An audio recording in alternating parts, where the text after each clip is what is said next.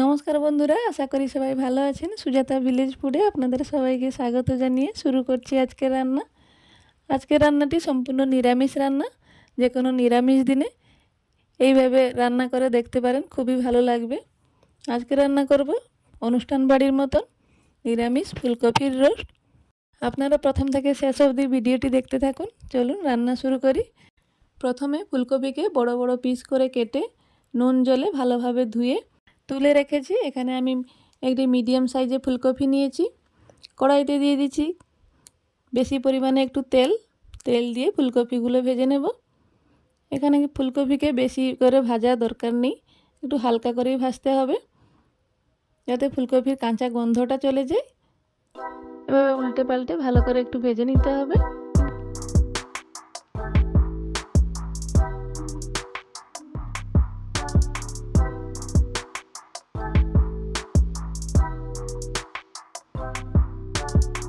মশলার জন্য নিয়েছি টমেটো, চারমগজ, কাজু একসঙ্গে বেটে নেব। ফুলকপি ভাজা হয়ে গেছে, এই পর্যন্ত ফুলকপি ভাজতে হবে। এবার তুলে নিচ্ছি। এভাবে আমি আরও ফুলকপিগুলো ভেজে নেব।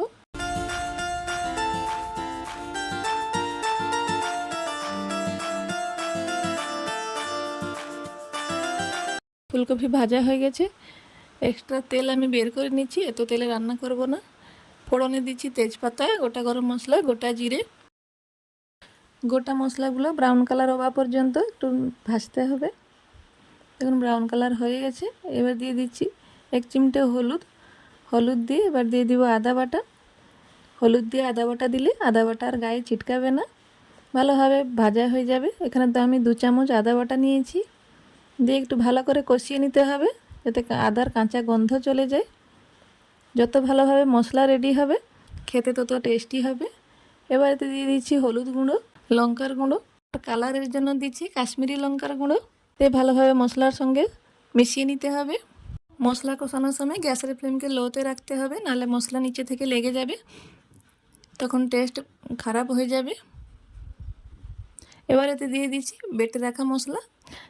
আগে থেকে যে টমেটো, চারমগজ আর কাজু বেটে রেখেছিলাম, মশলাতে দিয়ে ভালোভাবে আর একটু কষিয়ে নিতে হবে।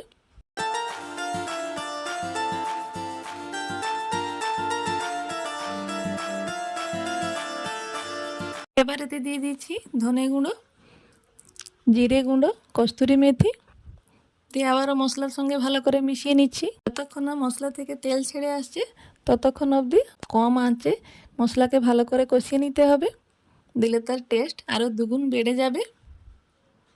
দেখুন ভালোভাবে কষানো হয়ে গেছে। এবার দিয়ে দিচ্ছি মশলা ধোয়ার জল, দিয়ে ভালো করে মশলার সঙ্গে একটু মিশিয়ে নিচ্ছি।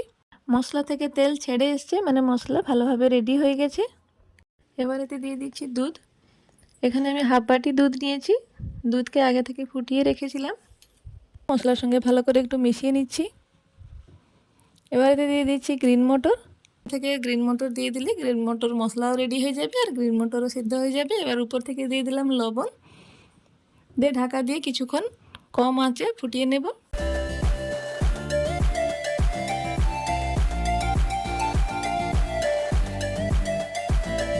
মশলাতে তেল ছেড়ে এসছে, মানে মশলা ভালোভাবে রেডি হয়ে গেছে। এবার ঢাকা খুলে এতে দিয়ে দিচ্ছি ভেজে রাখা ফুলকপি দিয়ে একে ভালো করে কষিয়ে নিতে হবে। এখন গ্যাসের ফ্লেমকে লোতে রাখতে হবে।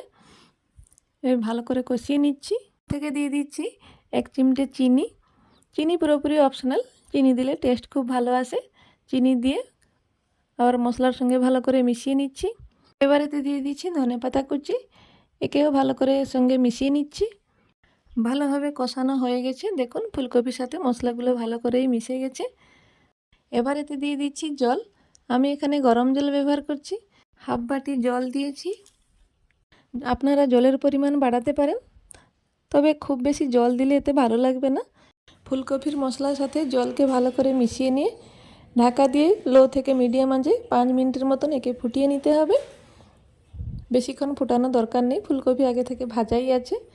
এবার ঢাকা খুলে এতে দিয়ে দিচ্ছি গরম মশলা আর ঘি দিয়ে তরকারির সাথে মিশিয়ে নিয়ে নামিয়ে নিলেই রেডি হয়ে যাবে অনুষ্ঠান বাড়ির মতন ফুলকপির রোস্ট রেডি হয়ে যাবে। যে কোনো নিরামিষ দিনে রুটি বা ভাতের সাথে খেতে দারুণ লাগবে। এইভাবে নতুন রেসিপি দেখার জন্য আমার চ্যানেলটিকে লাইক এবং সাবস্ক্রাইব করবেন। দেখা হচ্ছে পরের ভিডিওতে। ততক্ষণ আপনারা সুস্থ ভালো থাকবেন। জয় জগন্নাথ।